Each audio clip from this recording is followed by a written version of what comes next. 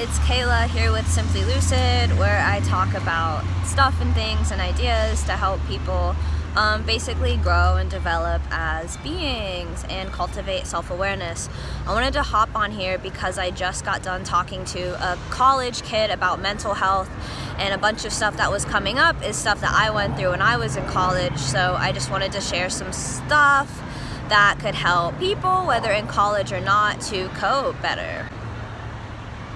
So one of the things that came up in our conversation was the concept of being bipolar. Basically, this person had past experiences with bipolar people and saw how that diagnosis was misused and abused and all of that stuff, and didn't resonate with the label of being bipolar, to which I said, yo, in this universe, in this dimension or whatever, everything is bipolar. It exists with two poles. Think masculine, feminine, think hot, cold, good, bad, all of that. It's very polar in nature. So the point is to have both polarities balanced and harmonized, to be depolarized and not be polarized or imbalanced. So yeah, feel free to throw it's bad to be bipolar out of the window. Everything is bipolar, and we want to be whole, well balanced, not imbalanced.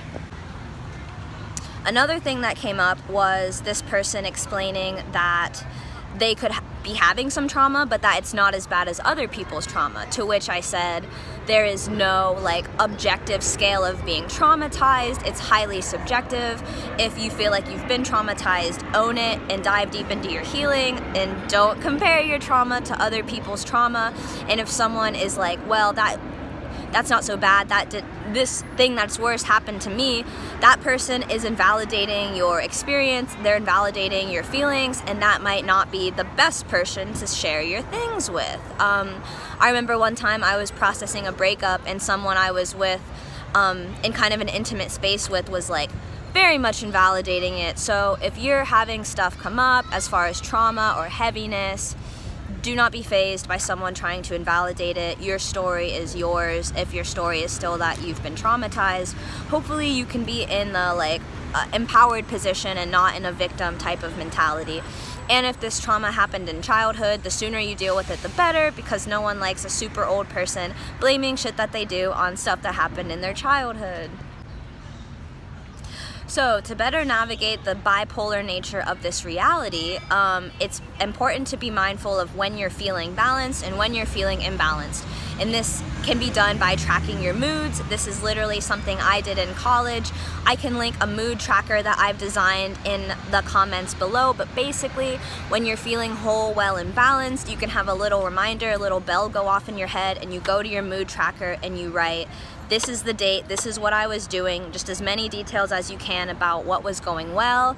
And the same for when you're feeling very imbalanced, very charged, however you explain it. When something's off, you write down who, what, where, when, why, as many details as you can. When something's feeling on, you write down who, what, where, when, why, as many details as you can, so that you can clearly see your patterns, and you can be oh, when I notice when I go to the gym, I feel amazing. I notice when I spend 3 weeks off at the gym, I feel off. It could be okay, it's very important that you get to the gym every day. That's part of your medicine.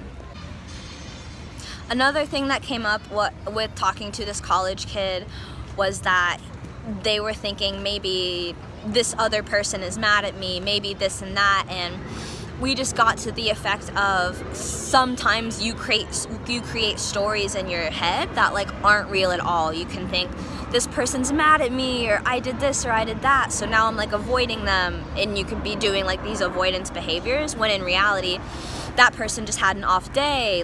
Don't take it personally, that person's not mad at you. So we can spare ourselves a lot of suffering if we don't listen to every story that we create in our minds, and we don't take things personally. Also, the 4 agreements, if you've heard of them, not taking things personally is one of them. I can link something about the 4 agreements in the link below.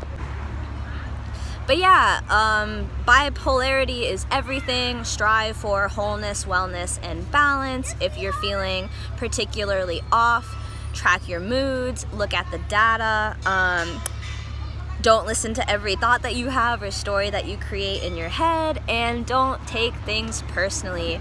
That was a lot. If you want to dive deeper into any of those points, or you want help navigating the polarities of your existence, feel free to reach out to me. I definitely don't know everything, but I am a human that survived college at the Ohio State University, big institution, had lots of panic attacks, lots of stress and anxiety as I was getting my degree in psychology to help people with stress and anxiety. It was super ironic, but as with everything, we have to save ourselves.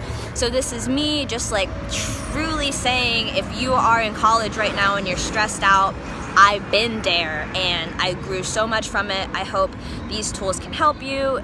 Reach out to me if you would like. I love you. I'm gonna keep making helpful videos like this because I freaking want to. And if you want to help me in my video making mission, feel free to go to Patreon, where you can get linked into a bunch of cool stuff. Like, share, and subscribe, all of that stuff. Until next time, may you be whole, well, and balanced. Peace.